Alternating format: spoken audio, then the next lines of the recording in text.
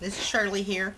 I was going to show you guys about these $1 little lunchbox tins from Dollar Tree. I couldn't remember for a minute. These are the ones I found, and I do have cut files. I have one for Planting School Book and also one for George. And for Planting School Book, you'll end up with basically the same cuts out of George also. But these are the cuts you're going to end up with. Now, I cheated a little bit and already started decorating my top here. But the top is a little bit bigger than the bottom, as you can see there. You can see where I inked my hands also. And this is for the lid rim. And then these are for the sides. And you'll see in just a second. Now what I did is I painted the tins with a flat white paint, but then also it takes the inks really well.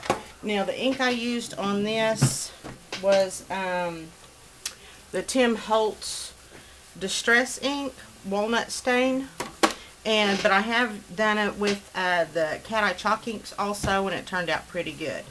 Now I did take the tin apart, as you see, because it's just easier to cover that way. And now I'll show you. The first one I did, the corners were not rounded, and I used a corner rounder, but then I thought, well, somebody may not have a corner rounder, and why not just get rid of that step? So I did. I got rid of that step. And then next, see, like your sides, it has that cutout right there for your latch. I always forget what that stupid thing's called. That's a latch. That's what that is.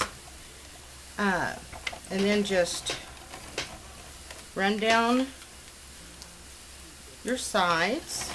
Not sure if you can see the ATG gun may be in the way, but then kind of work your tape around that. Okay. And then get your other side.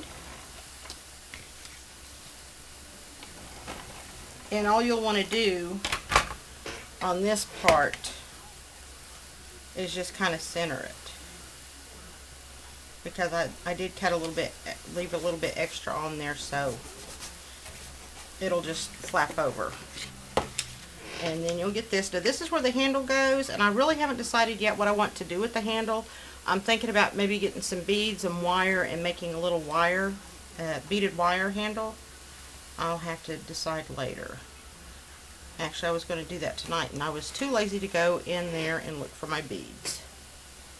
So as you see, just get it, line it up there, and you see why I inked this right here too, because otherwise it just would have been, you know, that really stark white.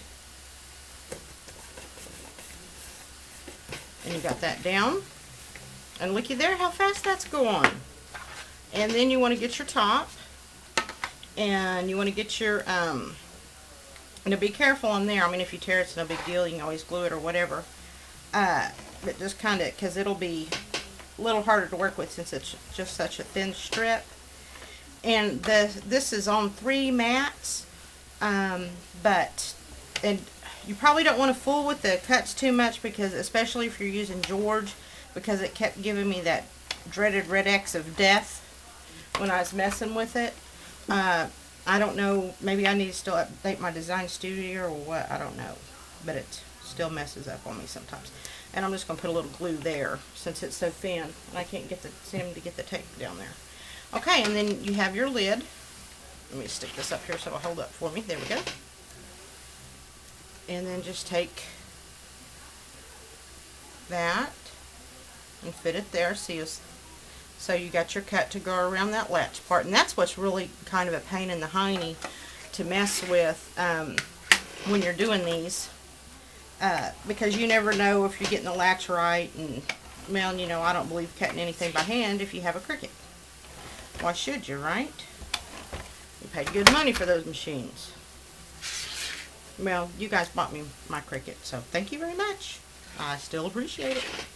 Okay, and I'm going to show you what to do here where the hinges go also. Now your hands don't necessarily have to get this dirty. Mine just did because I'm messy. And I'm okay with that.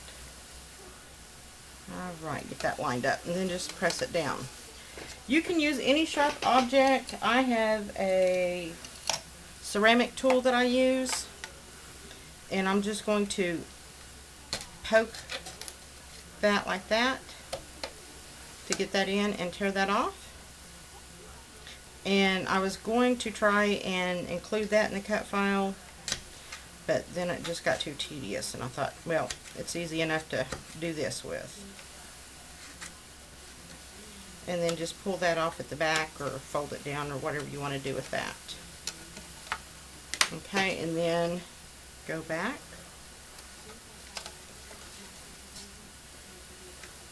And put those down. See, and then you got your side top. And then you'll just want to put your lid in there. Put your top in there. And there's like a, there we go, I heard it click. It'll kind of snap where it fits back down in there. And then just simply push the metal back. Then you can check it. Yep, it fits. Good deal. Okay, then once you have that, you can start decorating your top, which I had, like I said, I already started decorating mine. And for time purposes, because you know YouTube only gives you like 10 minutes and you have to work fast. I know I sound like a dork, guys, but bear with me. Maybe I'll get used to making videos someday. But it's not today. Okay, and I did put my ribbon back here and tape it a little bit, and that way it was a little loose, but I did also tack it down. And this is my mounting foam that I use on projects. There's a little piece, I don't like to waste anything. And I like it because I can just cut it to size, which if you guys saw the layout video I did where you saw it on the branch that I used. I'll put a piece back here on that. And this is a little charm. I think I got it at Walmart years ago when I used to decorate. I used to make Christmas stockings and put charms and stuff on them. And I just thought it would be kind of cute on that ribbon for that box. And then just kind of play around and see, you know, the things you want to put on there, like where you might want to put them. And see, that looks pretty good to me. And it doesn't have to stay, it can actually go off the edges if you want it to. That's completely up to you. There we go. And then you can decorate it up any way you want to. And look how dirty my hands are from that ink. That's so funny. I'm just going to add, you know, a few blingies here and there.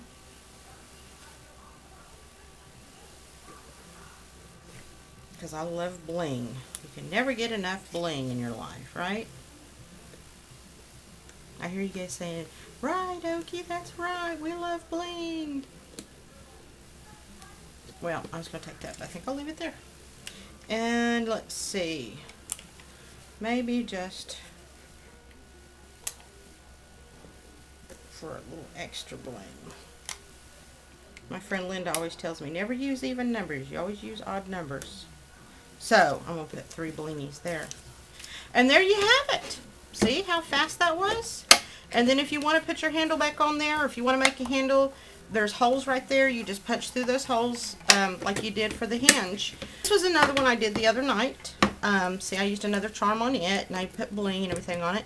But what I am doing is I'm putting these little note cards that I had made months ago. I think it was back in August, and I made a whole bunch of these, but these are going in. They fit in the little tins. The envelope is about 3 1/4 by 5, but these will be prizes for my party, and they fit in there rather nicely. And I love these little $1 tins.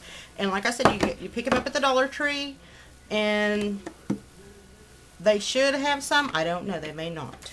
And I'm just yammering and yammering. I'm sorry, guys. Okay, so that's how you do it. And I hope you enjoy it. Bye.